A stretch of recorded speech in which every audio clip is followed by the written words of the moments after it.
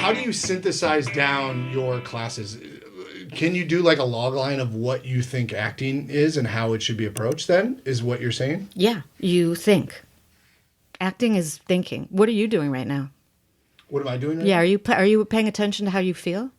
Yeah, so I think I use it. I think I use an iteration of yours. I'm sure you do, yeah. Yeah, I have a coach who likes to do the thought per line type of thing. Every line's a different thought. No. So that's kind of how I approach it. Another thing, though, that I really like to do is most of my auditions are co-stars, so it's 2-3 lines. Mm-hmm. I like to try to approach it with the idea that everyone knows who I am. They know Mike Elder. He's a famous person, and I just bring the Mike Elder to those 2 or 3 lines. So let us have a conversation. Ooh, tell me. That's probably one of the main things I disagree with in actor training. I think that Stanislavski... Wait, which part? Bring yourself to the role. Oh, okay. I don't believe that's what Stanislavski said. I do believe that, and I don't remember which one, Meisner or Strasberg or Adler, or maybe even, it wasn't Michael Chekhov. Did you hear this thing about Michael Chekhov? No. I heard this thing. I was listening to a Milton Justice podcast, and he's a big teacher in New York. I believe he's a Meisner teacher, but I don't remember. Anyway, he had somebody on who said that at the beginning, when Stanislavski was teaching, it was all about use yourself, bring yourself. And Michael Chekhov had a nervous breakdown because he was using himself. And Stanislavski felt so badly that he paid for Michael Chekhov's therapy to like bring him back to sanity. Yeah, can you believe that? That's crazy. So I feel that way. So don't bring yourself. Don't bring yourself. Who else is coming? I'm not coming.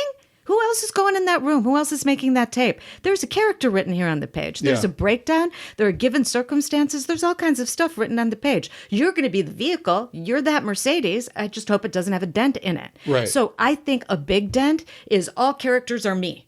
No, all characters are not you. If you're playing, what do I always say? If you're playing David Schwimmer's character on Friends, are you a Jewish paleontologist who's neurotic? No, you're not. You need to be thinking Jewish paleontologist thoughts, right? You can't be thinking was an engineer and now super famous podcaster who also wants to act thoughts. Sure. You cannot. And that's what we do. We go right to the text and we go, well, how would I behave if I was at Central Perk? How would I feel if I was at Central Perk? How would I feel if I were in these given circumstances?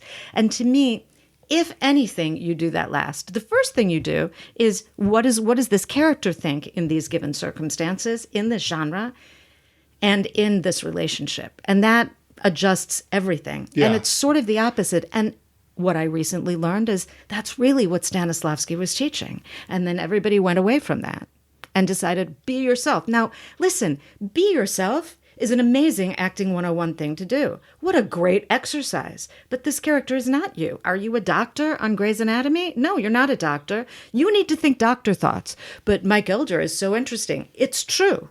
And Mike Elder is going to be the, what do you call it, between the tiles? The grout? The grout. Mike Elder is the grout. Oh, no. You're the grout, but you're not the fucking With tile. the mildew and everything? No mildew. You put that white stuff on it and you make it all nice and clean.